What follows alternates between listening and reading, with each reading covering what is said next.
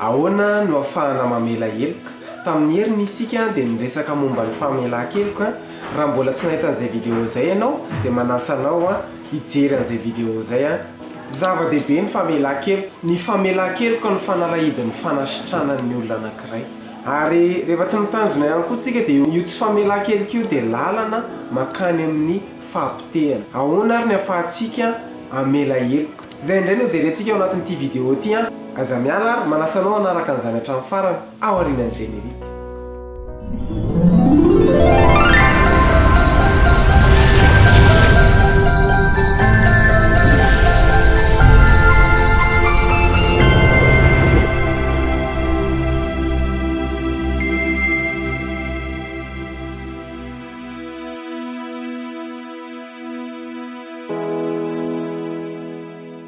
Dia faly mirabantsika rehetra tompoko ny tonga soa anatin'ity vidéo vaovao ity.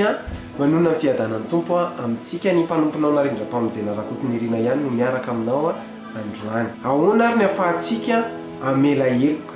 Mateo 8:20 mivaky toy izao amin'ny anaran'i Jesosy. Dia nanantony Petera ka nanao taminy hoe, Tompoko, impiry moa ny rahalahiko no manoto amiko ka avelako izy hatramin'ny impito va? Eo amin'ny 2:20. Fa hoy Jesosy taminy, tsy lazaiko aminao va hoe hatramin'ny impito, fa hatramin'ny impito amin'ny fitopolo. Mety misy olona nandratra anao, nampalahelo anao, mety nataony efa indrem-pandeha, indroa, intelo, impito. Fa raha anatin'ny indray andro ary namanao manoto aminao impito amin'ny fitopolo dia mila mamely ianao.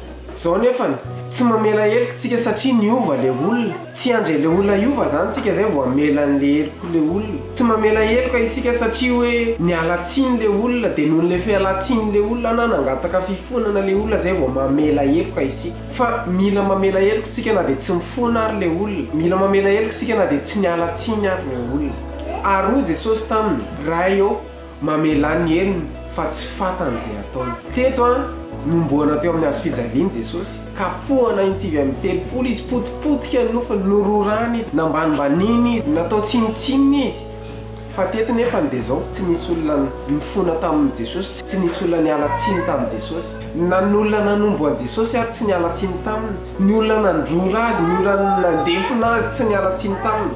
Fa rehefa noho Jesosy mamela ny heliny fa tsy fatany izay ataony. Fa Jesosy nanome famelan-keloka tamin'ny olona rehetra, na nangataka famelan-keloka na tsy nangataka famelan-keloka. Dia mila fa nandray lesiny ianao aoka amela heloka ianao iza miandry ny olona miova, izay vao amela heloka.